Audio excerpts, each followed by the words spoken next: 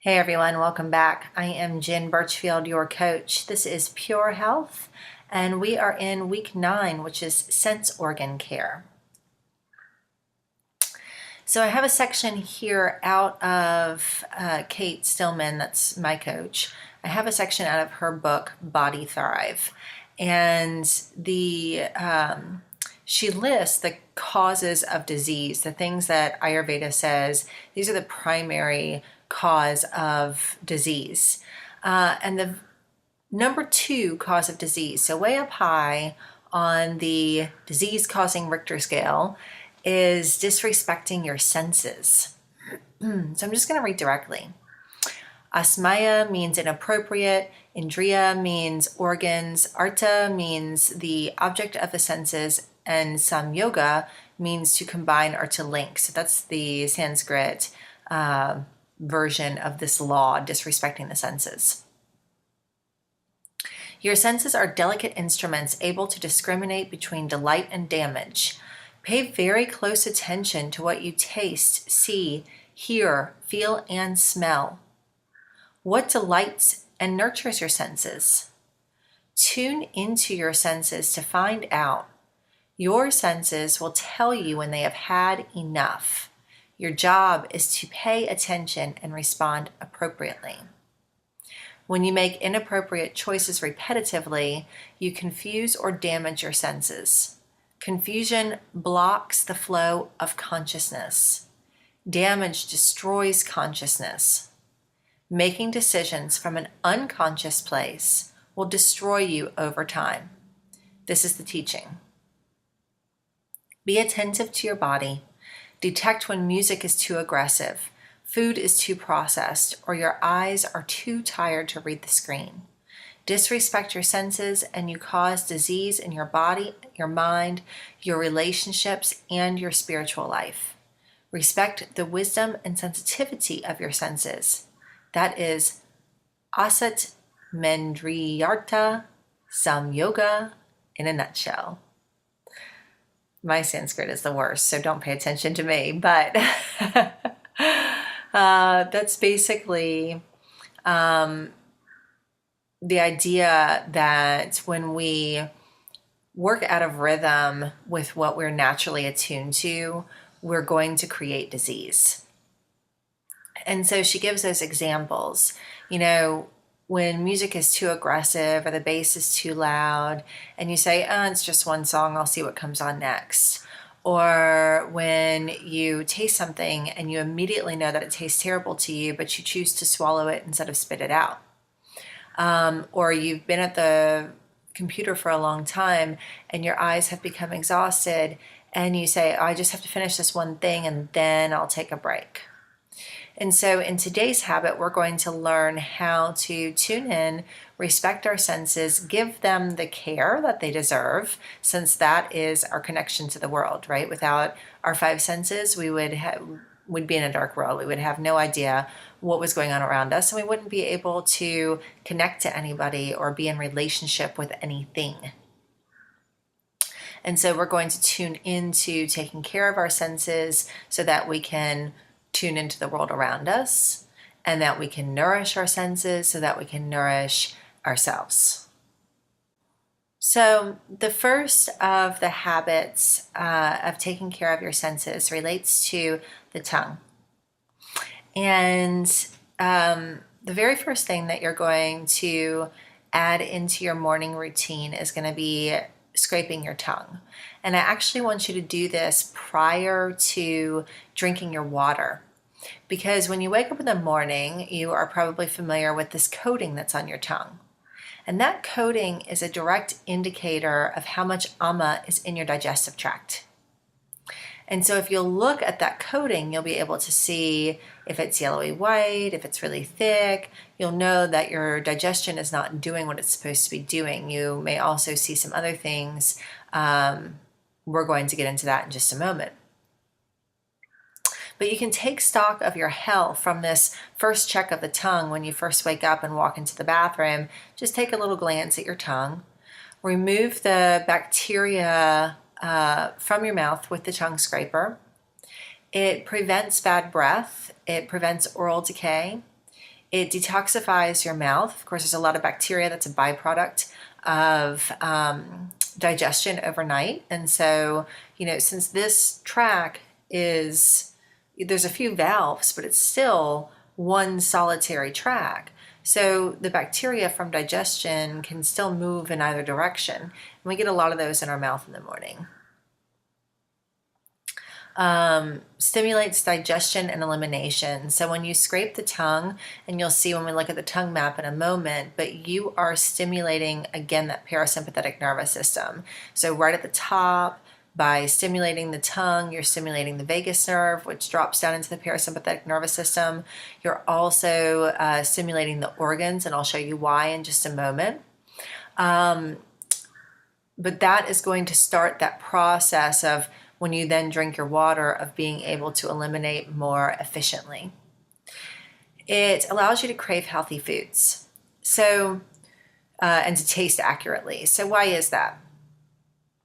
The five senses are directly correlated with the five elements. Tongue is the sense that's correlated with the element of water.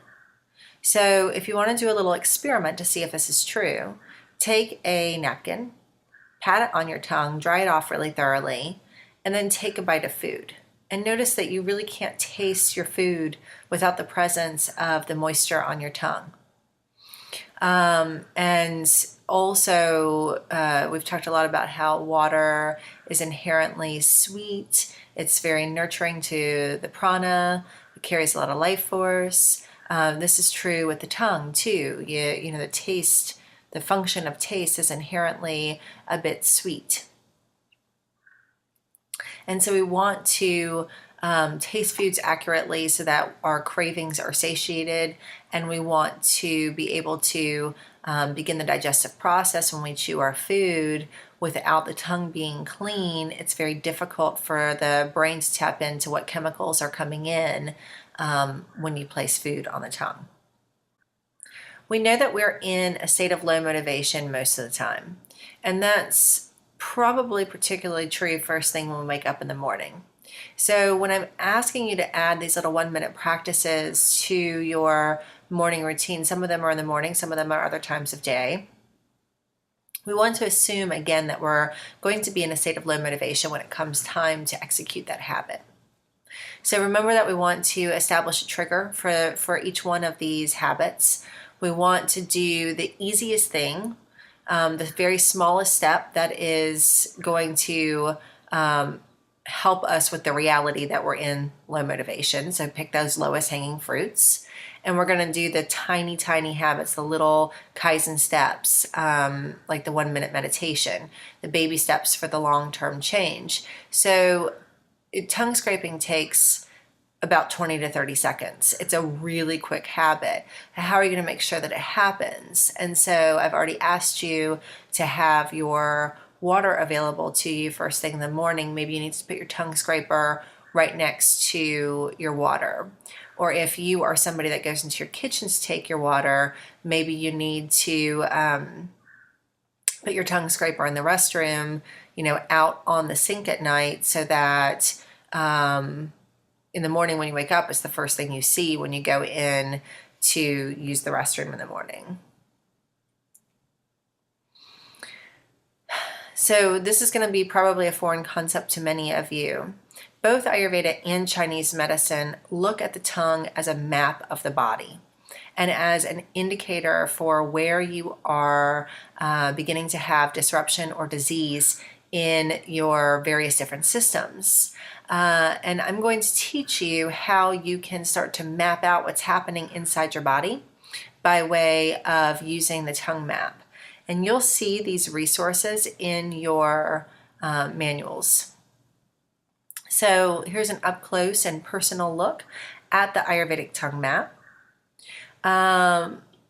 You'll notice that the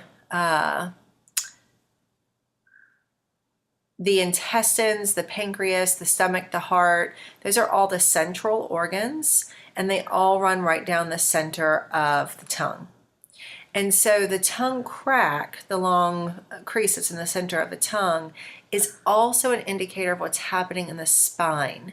The tip of the tongue is like the neck, and then moves on down to the intestines being at the back of the tongue, to the base of the spine. And so you can look at the spine, at the crack of the tongue itself as an indicator of the spine. And you're looking around the crack of the tongue. So if you have, or the crease of the tongue, if you have any cracks in that, any little lines heading off of that main line, then you can look to see which organ are those lines in. You're also looking for a collection of ama. You're looking for any redness or heat that might be showing up on your tongue. So I have a long-term issue with pitta, which means that because pitta is so much fire, sometimes I'll have no ama at all. And at first you might think, oh, I'm great, I have no ama on my tongue. But it can actually be, if there's any redness to your tongue, that's an indication that your pitta is way high and it's just burning up everything. The ama can't actually show, although it is still there. So you'll want to print your tongue map to have as a morning reference point. And you'll want to print this guy. This is the, what does it all mean? What does all this junk on my tongue mean? So again, you're looking for the, if it's yellowy, if it's thick, that's usually an indication of excessive ama or mucus. It can also be a pitta imbalance. You see the yellow coating on the far right of the sheet of the slide. It says the yellow coating can be a pitta imbalance plus ama. If you see this thick whitish yellow gunk all over the tongue, it tells you that there's ama in your GI tract. Way back in the back, stressed out kidneys. You see how that correlates with the kidneys, these little white patches in the back. Malabsorption, so this is going to be like a scalloped tongue, and anytime you see it, it looks like teeth marks. It looks like you've been pressing your tongue up against your teeth. I can assure you that nobody's tongue will actually mold to the shape of their teeth. It's an indicative marker of malabsorption of nutrients. If you have a lot of cracks and dryness, it tells you that you have a systemic vata imbalance. A lot of ama in the colon. We're going now to the second row left. A lot of ama in the colon, you see how that's the intestines is straight at the middle of the back of the tongue. Ama in the colon will show up as the white coating in the back. Kapha in the lungs is going to show up on the sides of the tongue. It can also show up as, if you've ever seen anybody that as they talk, they start to accumulate little spit bubbles there on the sides of their tongue. That can also be indicative of kapha in the lungs. If your tongue is shaky, if you stick it out and it's wobbly and vibrates, that's an indicator of anxiety or, again, a high vata. We talked about the yellow coating being pitta imbalance. A sensitive colon will be red blotches combined with this whole horseshoe of ama. So it's wrapping through the intestines. It tells you that the red blotches tell you that there's some inflammation happening there. And the sensitive colon, is the indicator that there's some ama back there. You can have this patch in the front or a crack in the front. That's heart sensitivity. So you notice that being aligned with the heart. Again, you see that crack in the tongue, emotional ama in the corresponding part of the spine. So, in this case, they've mapped it out perfectly that there's a crack in the heart space, and that tells you that there's something emotional happening in the spine. It may be that you have a vertebra that is causing an issue or out of alignment. That can show up on your tongue. And again, that might be coming from the emotional seat that's in front of the spine. And then again, if you have no coating and your tongue is bright red, it's a very high indicator of pitta imbalance. Last year, I've never seen my tongue so red. It was absurd. So you have this tongue chart in your files, and you can print this. Keep a couple in your bathroom. I know I've got all kinds of things in your bathroom, but keep a couple in there, and just for, let's say, the next month or so, or maybe you can make a longer habit out of it, just fill out what your tongue looks like each day. Maybe put a little date at the top of the tongue and draw in the cracks, draw in any that's there, and you'll start to get an idea. You'll be able to compare it back to your chart, and you'll start to get an idea of what it is that's out of whack, and what things that you see happening consistently over time, and what things only spike on certain occasions. And so if it only spikes on certain occasions, you can probably look and you can see, oh my gosh, that dinner, that thing that I eat for dinner once every 2 weeks, it really doesn't agree with me, because every time I eat it, the next morning I have this hot spot on my tongue, or I have this accumulation on my tongue, and then you can start to clean up that dish. So this is just a rundown of everything that I've just told you. What are you seeing on your tongue? How can you interpret that information? Notice what you're removing. Notice if it is yellow or white. So how yellow it is an indicator of how much kapha there is. Notice if it has an odor, if there's a real thickness to it, or it's really thin. If it's really thick, it's more unctuous, more ama, or maybe more kapha. If it's more liquidy, there might be more of a pitta imbalance. If it's very dry and difficult to scrape off, there's probably some vata lying underneath that. Okay, so the second of our oral care practices is oil pulling. And most dentists are on board now with oil pulling. It has gained a lot of traction in Western medicine. It's proven to help improve your dental health. It improves any kind of cavities or tooth decay that you have. It will improve your gum lines and the strength of your gums, the pinkness, because remember how we've talked about how oil dissolves ama. And now I've helped you to understand that the top of your tongue is the first entryway for the digestive tract. It's the top of this super important center of your health. So the more we can do to care for our tongue and our mouth, the more we are like just kind of starting the process of caring for our digestive tract. So how to oil pull. You can drink a cup of water first before you oil pull. And then this instruction says to melt 1 to 3 teaspoons of coconut oil in your mouth or on low in a skillet. So I use sesame oil. One, I happen to be allergic to coconut, so I'm not going to use that.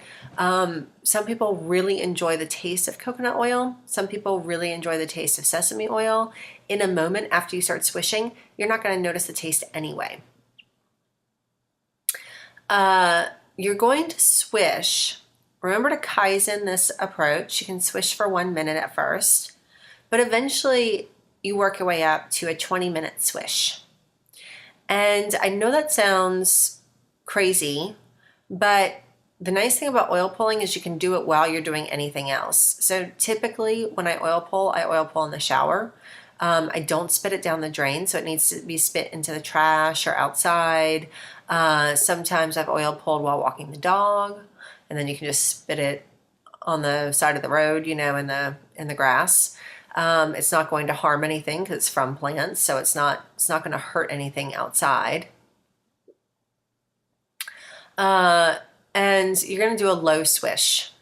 So not like a vigorous killing your jaw. None of that. You just want to do a really soft, easy swish. You don't want to swallow any of this. So if you're doing something too vigorously, you're going to end up swallowing by default. And you really don't want to swallow this because it's pulling all of the ama from this central point of your digestive tract. And it becomes very thick and very unctuous. You don't want to swallow this stuff. You want to be able to spit it out. So don't be too vigorous. Just very gently swish the oil.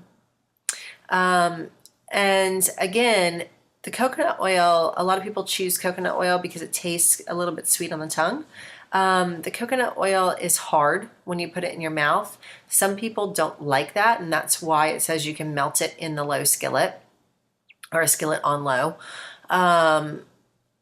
You can also just kind of chew it until it becomes liquidy, and then you start to swish. And if you remember all these different things that we've talked about that have to do with how the masticating or sucking movement in the mouth triggers relaxation response. So there's just another reason why you should oil pull, because it triggers a relaxation response. Other times that you can oil pull. So you're working on Kaizen, working on building up the habit, not wanting to make it too difficult. So if you have a block of time when you check your emails, that might be a good time to oil pull, because you're just sitting there swishing, and before you know it, 20 minutes is up and you've done all of your email work, and now you've knocked out 2 things at once. So this is certainly not one of the practices that needs a lot of mindfulness. It's just something that will change your oral care dramatically. Also on that note, because it's pulling ama in the mouth and the teeth and the gums, it also clears the skin. It clears mucus from the sinuses, from the throat. A lot of people, when they start doing this, will have big expels, or what's the word I'm looking for? Expulsion of mucus. It will help to prevent colds and allergies, clear up any acne. So this is a fantastic habit to bring into your world. And so that's what the Kaizen step of how to bring in oil pulling. Just start with one minute or 3 minutes. It's not like swishing with mouthwash. There's no stinging involved. So people generally find that they can do it for a little while. And then work your way up. Make it a standardized practice by linking it to something else that you do in your self-care. So like I said, you can do it during the shower and then just spit it out afterwards. You do want to spit it into your trash can. I typically will just take a few tissues, and I'm not going to spit it like in my hand onto those tissues, but I'll put them in the trash can and spit on top of that so that it has something to absorb the oil. And of course, I always make sure my trash can is lined when I do that. Or you can just keep a small jar and spit into that and empty that jar either daily or weekly. It does get kind of stinky because you're pulling a lot of waste out with it. So, but Kaizen your introduction into oil pulling. We saw this chart during the self-massage habit, oil and orifices. And we're not going to talk about the skin today, the sense of touch, because we spent a whole habit on that. The skin is that important that it needed its own habit, and the skill and the habit of self-massage is that important that it needed to be dedicated to one whole thing. So I talked a moment ago about the tongue being affiliated with water. The skin is affiliated with the air element. The eyes are affiliated with fire. Without light, you can't see. So eyes and fire go hand in hand. And then the sense of smell is affiliated with earth, and it's said to be the oldest sense. In other words, we developed our sense of smell very, very early in evolution. It's linked to our reptilian brain. The sense of smell is our oldest and most integrated sense. So we really want to attend to our sinuses to keep our sense of smell attuned. So we're moving on to nasal care practices. And we have 2 different nasal care practices. We have nasal rinsing, which is also known as neti, using the neti pot. And then we have nasal oiling, which is known as nasya. So I've put this image so that you can understand the proper neti position. Of course, you're going to need to lean forward so that you're not dripping the water down your shirt. But the proper position for being effective with the neti pot is to tilt your head to the side and then slightly forward. So you're going to tuck your chin a little bit, and that avoids getting the water down your throat. You're going to use lukewarm water with non-iodized salt, so it's about half a teaspoon. If you order specific salt, most of it comes with a teaspoon. You can order that on Banyan Botanicals or any other general Ayurvedic website. Every grocery store I walk into now sells the NeilMed sinus rinse, and that's a combination of baking soda and salt. So if you've ever had any burning, that might be the right formula for you. It should not generally burn when you do the neti pot. It generally feels you feel a little pressure, and then all of a sudden the water comes out the other nostril. And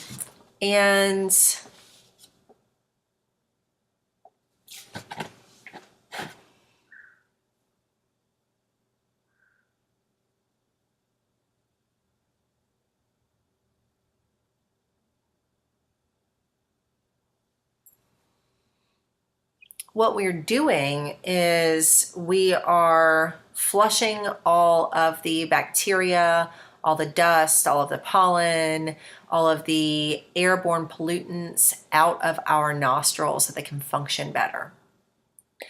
Not everyone is going to need to neti all the time. If you are somebody who works in a particularly polluted environment, like construction, or you're a glazier, or you're working around printing materials or something like that, you probably want to neti at the end of each day.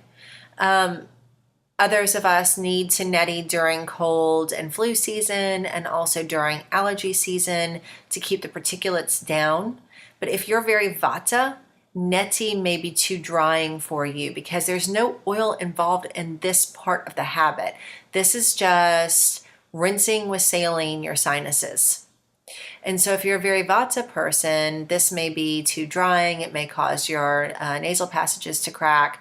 And if you are extremely congested, like if you have a sinus infection, you may not want to neti because the water won't really push everything out. Sometimes it just gets blocked along with the mucus that's up there. So it just kind of depends on the quality of things, and I welcome you to play with this. I neti almost every morning during the winter and spring, and I tend not to really do it as much during the summer and fall unless I feel like I need it. The next practice in nasal care practices is Nasya. Nasya is a really beautiful practice. And if you can picture the sinuses, so you have the sinuses that come out from the nose, go back towards the throat, and then you have the sinuses that are up here. And these are really shallow, really thin orifices.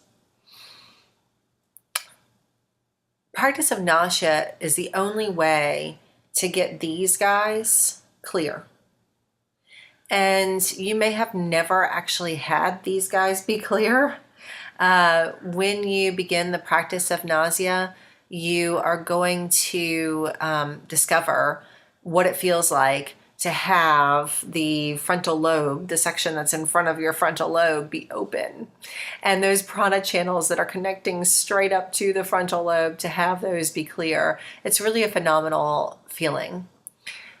The benefits of Nasya are to balance your mind and emotions because of that reason, because you're bringing oil. And this oil is not typically just sesame oil. This oil is typically has some essential oils in it.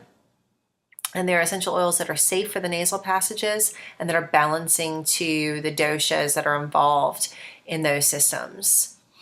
balances your mind and emotions, clears your nervous system, optimizes your breathing and pranic absorption. So if we can breathe deeper and more freely, we can optimize the prana that we're bringing in. If we're doing this before breath body practices, we're going to automatically feel a little bit more of a boost in our breath body practices.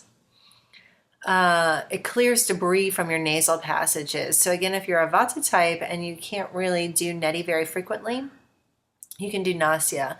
I really don't recommend doing Nasya without, or doing neti without Nasya. So don't really recommend doing a bunch of sinus rinsing without following it with some version of oil. So whether that is just that you're taking a tiny couple of drops of sesame oil onto your pinky finger and you're swiping, or onto a Q-tip and you're swiping, that's a good Kaizen move to getting you towards Nasya. But the purpose of Nasya is really to get the oil up into these passages. And so this is a good way, if you are Vata, to clear out your nasal passages. This is also going to strengthen your immune function. 9 times out of 10, I find that before I get sick in the winter, it's because, or the fall, it's because I allowed my sinus passages to get dry. And I start to get a little bit of scabbing. I start to notice that the Vata season, as it comes in, it usually brings a lot of dryness with it, and it usually makes my sinuses particularly dry. So what I've found is that if I can do neti followed by Nasya, and do Nasya at least twice a day during that time, it really calms down the effect of Vata on my immune system. So this is proper Nasya position. What you're going to do is lay down on your bed, or on the floor, I guess, if you want to, but lay down on your bed, and then you're going to tilt your head all the way back so that you'll see in the picture that says yes, where the person is self-administering, you'll see that she has her head tilted at least at a 30-degree angle going back. And that's going to allow the oil to go straight up into these guys, straight back into these guys. The reason why the man who's self-administering is a no is because he is sticking the dropper all the way into his nose, and that's going to introduce bacteria to your dropper. So you really don't want to do that. You just want to drop the oil in, and you're really just putting like 2 to 3 drops in each nostril. It's not a ton of oil. And then you're just going to take and squeeze your nose and inhale so that the oil gets to distribute throughout those sinuses. If you're lucky. If you're lucky, because this is called, this is a Nasya therapy that's done with an Ayurvedic therapist. Of course, myself being an Ayurvedic therapist, I do administer this treatment. Nasya treatment is lovely, and typically I actually call it Shiro Abhyanga Nasya because Shiro means head, Nasya is the nasal passages, or the act of putting oil into the nasal passages. And Abhyanga is the friction massage. So I do like a whole head and neck friction massage. We administer the oil. We sit you over steam and allow that to come into the sinuses. And so it's this whole process that's really awesome, especially if you are more of a Kapha type and you struggle with congestion regularly. As I mentioned before, your eyes are correlated with the element of fire.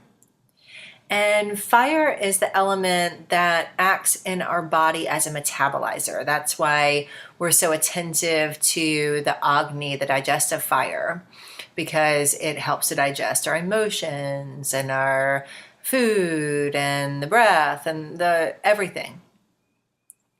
So it stands to reason that you wouldn't want to ignore the organ that is correlated with the element that allows us to metabolize, to digest. And so we have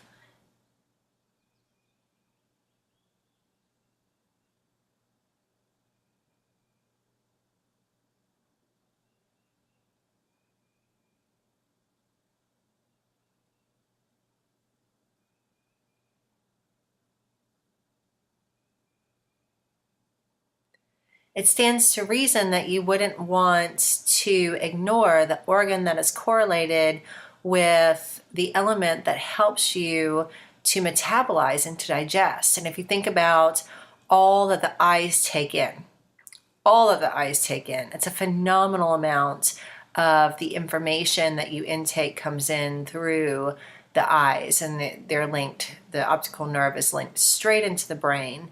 So there's just very little filter for what information you bring into the eyes. Because of that, along with maybe having some sensibility about what you watch and how long you attach to your screen, let's talk about some ways that we can take care of your eyes so that they can take care of you. So we have the practice of the figure eights. And I want everybody to go ahead and take a moment to practice this. You're going to roll your eyes in figure eights for 10 slow, easy breaths. And then you're going to reverse the direction and roll them in the other way of doing the figure eight for 10 more slow and easy breaths. The purpose of this therapy is to increase the flexibility of the extraocular muscles. So you get all these little guys that are attached. You have one of my favorite muscles to tell children about because it's called orbicularis oculi. You have all of these fun named muscles that are around the eyeball. And when you relax those, and you can relax the eye in the socket, you relax this forward responsiveness to what you're intaking. You notice that we have a tendency to start to lean into the screen and to start to draw ourselves forward as you're doing long-term computer work, or to lean into the television. And this just gives you a physical break from that process, from the lean in and the uber forward focus of the eye. So just take a moment now, blink your eyes a few times, take some breaths, and begin to roll your eyes. And I'll try to show you what it looks like, but I don't think I can. You just do a little, as you look as far down and around as you can, and as far down and around as you can while you breathe.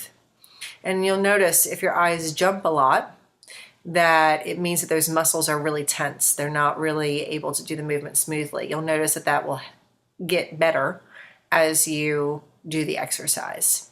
So continue to breathe. Rolling the eyes in the figure eight. And when you reach 10 breaths, you're going to reverse the order. And because it's a new exercise, you might find that you start to tense up your face and you maybe start to shallow your breath. So smile and relax while you do your eye exercises. It looks really crazy if you're smiling while you're doing this. You're like one of those, someone that's slightly deranged, but it's fun. And then you want to listen to, if you ever get the chance, if you're very interested in these practices, there's a podcast that Kate did on this. So you can go to yogahealer.com/podcasting. And the interview was with a woman named Ree Coleman. And it's called the Yoga of Eyesight. So another eye care practice, if you've completed the figure eights, is called palming. And I really love this practice. You'll notice this a lot before Shavasana if you're somebody that takes yoga classes. But you just want to rub your hands together for a good little while to generate heat. And then with your hands, or your eyes rather, open, you're going to gently place the palms of your hands over your eyes. There's a little bit of warmth there. And the fingers are going towards the top of the head. And it just gives you a moment in darkness. We don't get many moments in darkness. And when you come out of that, really you want to hold that for 10 to 15 breaths. When you come out of that, blink your eyes a few times, look to the right and to the left, and just notice what's shifted, what has changed. You might notice that you can feel more into the back of the socket, that your eyes aren't straining forward as much.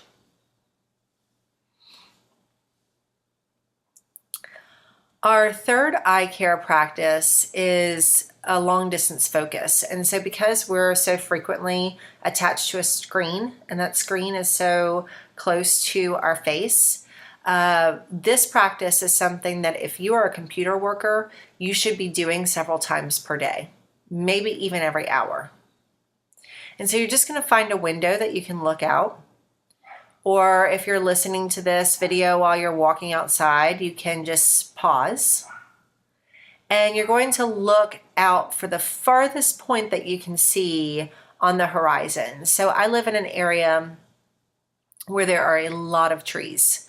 And so I can't really look very far away without running into something in my immediate field of vision. So I might look out to where the trees meet the sky, the farthest point on the horizon that I can place my eyes on. And again, you might have a building right across the alley from your office window. So, again, you just want to look at the place where the sky meets that top of that building. And you're going to take, again, several breaths, maybe 10 to 15. Just giving that far focus. And then when you complete that, close your eyes and roll your eyes inward. So you're going to roll your eyes kind of toward your third eye, which allows them to roll back into your head. And take a few more breaths there. And again, what you've done is you've given a break to the fatigue those eye muscles are feeling by constantly straining. I mean, our eyeballs are literally moving forward in the socket, and they need the chance to roll back and to be rested in order to continue to assimilate what's coming in effectively.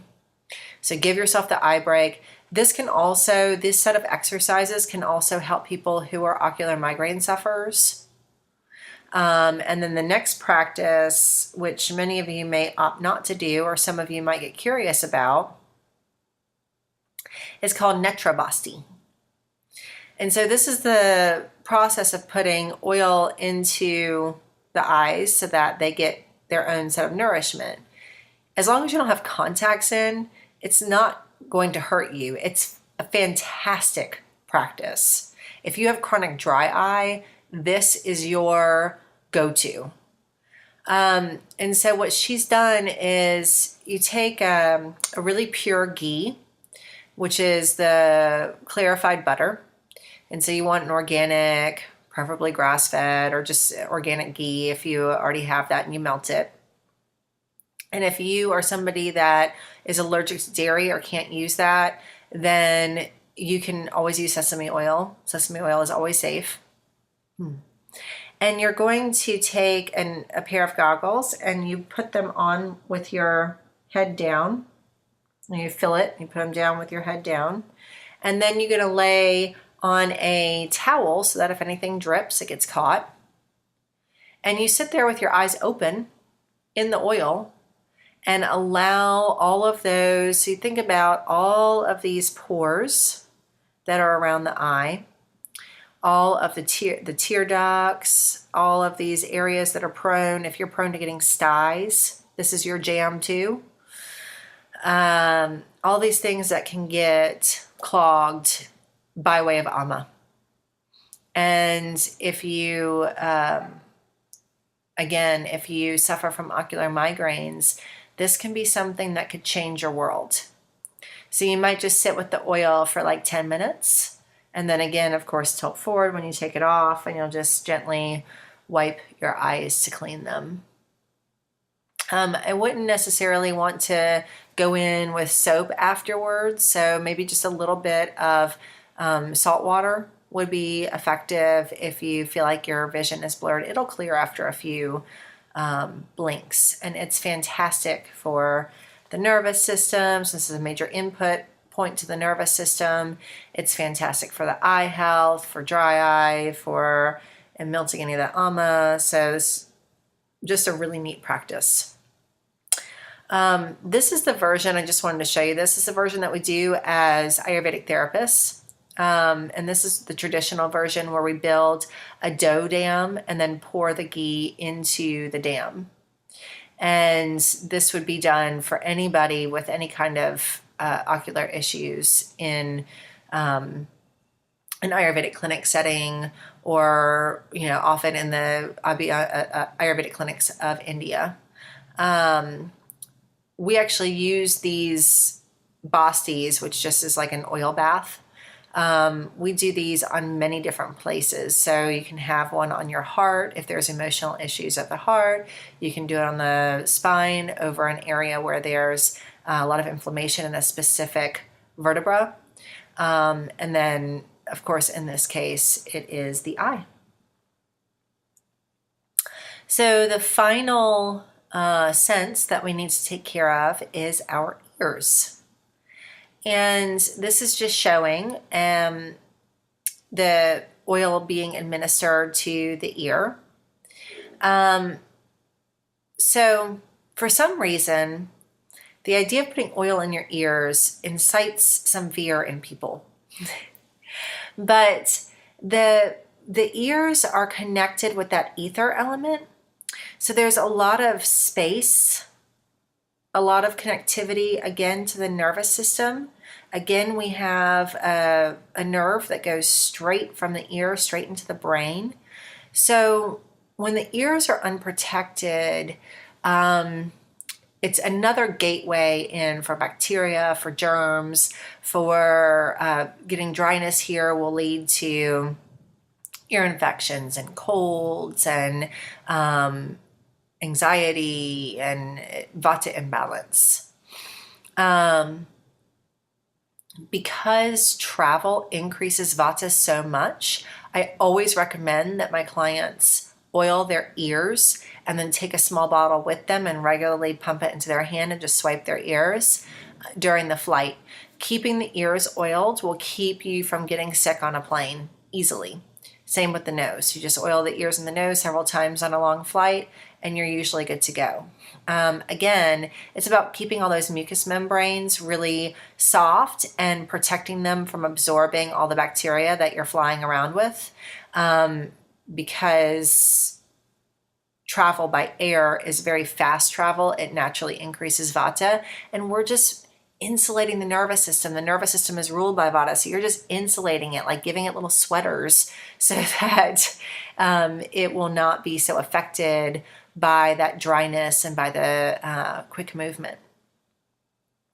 So in this image, the person administering is using a little amber glass and putting some warm oil in the ear. I actually just take my pump bottle, which you guys saw during the self-massage video.